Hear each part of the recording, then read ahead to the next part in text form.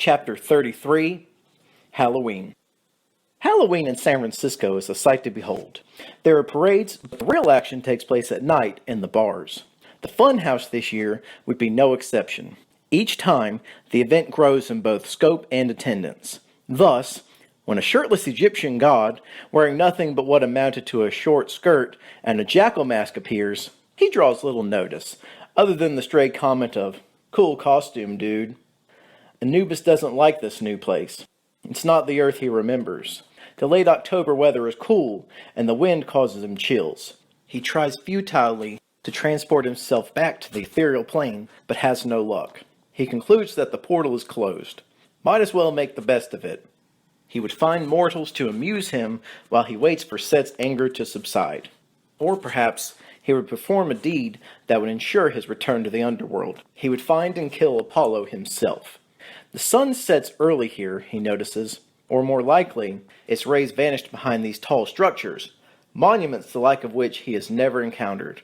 The gods in this strange new land must be very pleased with these erections created in their honor. Upon his return to his underworld realm, he would tell the stories of these tributes. Many would be constructed to honor Set and Horus. Anubis is particularly impressed by the Transamerica Tower. Its shape is reminiscent of a very tall pyramid. Surely it would impress Set. Anubis would return and oversee its construction, and he would again be in favor. He would create one for Horus as well. If Egypt controls all, it should have new powerful monuments to remind the other pantheons of their superiority. A man approaches Anubis. He is a beggar requesting assistance. At this moment, Anubis realizes he has no currency or gold. Set has sent him here quite ill-equipped. He shrugs off the homesman. He is likely a slave, and not the type of mortal Anubis will tolerate. Instead, he makes a beeline towards the Transamerica Pyramid. When he reaches its entrance, he is baffled by the revolving door. He watches many mortals enter and exit. They flash him strange looks, which Anubis believes to be worship. Finally, he works up the courage to try it himself. His spear is caught on the door's ceiling, and it snaps in half. Weapons, though, should not be difficult to come by. What he needs is currency. Surely, he could find a blacksmith to fashion a new spear. He enters and is stopped by a white-haired man in his late 50s. "You're taking Halloween pretty seriously. Is there something I can help you with?" "I have come seeking your currency," Anubis replies. "You're here for a job interview? Hate to tell you, but you're not exactly dressed as I would have imagined. Do you have an appointment?" "I need no such thing." The security guard shakes his head. "Well, the good news is Transamerica is almost always hiring. You might want to change clothes, though. You don't strike me as the insurance type." "I'll take my chances." "Your loss. Let me ring human resources and see what I can do." The security guard picks up the phone. "Mary, I've got a potential job applicant here to see you. He's dressed for Halloween. You should at least see his getup." The guard waits while Mary speaks, then hangs up the phone. "You're in luck. Mary Martin says she'll see you. Best of luck to you. Go to the elevator. She's on the 18th floor." Fortunately, another person was heading towards the elevator. Anubis is surprised when the doors open. Still, he follows him inside. "Nice outfit," the man says. "Where are you going?" "To see Mary Martin. The man told me she's on the 18th floor." "That's where I'm heading as well. I'll even escort you to her office. I'm certain she'd love to meet you." Mary is working late on a Friday, something she did very frequently. She is a small woman in her 50s with very few friends, save for her house cats. Work is basically her only contact with other humans, so she likes coming in early and leaving late. However, on a day such as this, she feels abandoned. Fridays are like that. People duck out early to avoid the traffic, spend time with their families, or go to parties. George leans into her office door. "I have a young man outside who's looking for a career here. I think he'll do great." George then shows Anubis through the door. George laughs.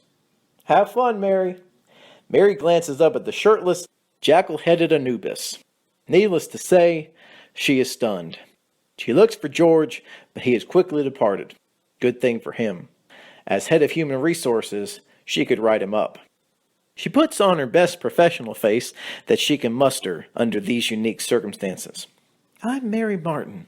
I'm the Director of Human Resources here at Transamerica. How may I help you today? Anubis minces no words. I seek currency. That's a strange way of describing it, Mary thought. Should we talk about your background? Do you have experience in the insurance industry? I was formerly the god of the underworld. I've led many into battle, and greatly aided in capturing the Sphere Eternus portal. I'm sure you've heard of it. Mary stares blankly. So you're a veteran of war? Yes, of a great many battles. That will certainly count in your favor. What attracts you to our company? The shape of your building. It reminds me of my home. Anubis answers. The pyramid shape? I must say, that's quite an answer. I'm an Egyptian. Okay. Well, we do have several openings. What is your name? Anubis. Mary is frustrated. No, your real name. Not your Halloween name. Anubis becomes angry. I am the great Anubis, son of Ra and Nephthys, master of funerals and mummification, ruler of the darkness, destroyer of... I'm just going to interrupt you right there. I don't believe we have a position for your, skill set. You're going to have to leave. What about my currency? It appears I need it on this earth of yours. I'm not going to be able to offer you employment, so there will be no currency, as you phrase it. Now, you can leave willingly, or I can have security escort you out. Anubis reaches across Mary's desk and chokes her. Mary turns red, then blue. She collapses, and he lets her drop on the floor. He eyes a bag behind her chair, her purse. He opens it and dumps the contents on the desk. Coins, among other things, fall out. So, this is the Earth's currency, he mumbles. He finds papers with, "In God We Trust," typed on them. These are clearly meant for him, particularly those with the all-seeing pyramid on the back. Night falls, and Anubis wanders the street aimlessly. The sights, sounds, and even the stars are foreign to him. However, he trudges on with one thought in mind, locating Apollo. Little does he know how implausible his mission is. Finding a single being in a city the size of San Francisco would be nearly impossible. Anubis finds himself tiring. He requires something to quench his thirst. He requires beer. Around the corner, he spots a line of mortals dressed outlandishly. Apparently, they are waiting to gain entrance to a bar. Anubis laughs to himself.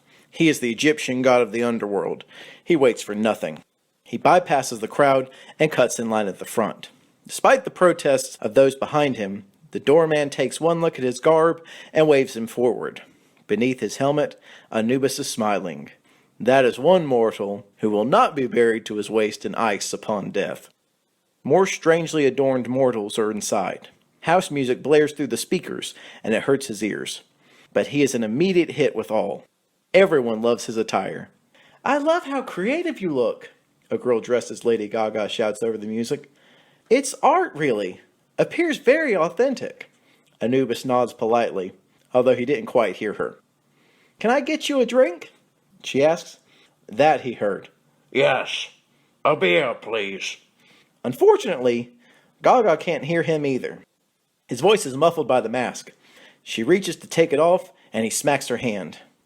Miley is apologetic. Sorry. Would you take off your mask so I can hear you? Reluctantly, Anubis does as requested. Long, flowing black hair contrasts his light brown skin. Gaga is impressed. You've got the looks to match your body. Please tell me you're not gay. Anubis is confused by this statement. Whatever do you mean? You know. Do you prefer the company of men or women? Goddesses, typically. Gaga giggles. Great answer. So about that drink, can I get you a beer? Anubis nods. He likes this new earth. He can take currency as he pleases and be waited upon, just as he's accustomed to in the underworld. Gaga vanishes to the bar while Anubis gets acquainted with his surroundings. Strange art and neon signs hang on the walls. There is a dance floor. Men dance with women, men dance with men, women dance with women. 4 people play some sort of game with balls on a table covered in green cloth. He hopes they are gambling. Otherwise, games are mere diversions. Gaga returns carrying 2 beers, Sierra Nevadas. I'm sorry if this isn't your brand, but I thought you might like it. So, cheers. She clinks bottles with him. Anubis observes Gaga drink from the bottle, so he follows suit. This beer is much heavier and higher in alcohol than the Egyptian beer he's familiar with. He tries to swallow, but the taste is too strong. He spits it to the floor and splashes Gaga's shoes. Hey, I like these hooker heels, she says. It's okay, though. I figured someone would puke on them tonight. Kinda glad it's you. She takes the beer from Anubis's hand and returns to the bar. Something lighter, I take it? She calls over her shoulder. Please, Anubis answers. He is embarrassed that a mortal, a female one at that, could handle the stronger drink. However, he is distracted by this feeling only momentarily. A man dressed as John Travolta from Saturday Night Fever approaches him. Travolta puts his hand on his arm. You've got muscles on your muscles, Travolta says. You here with anybody? well, no. Mind if I hang around for a bit? We could have fun.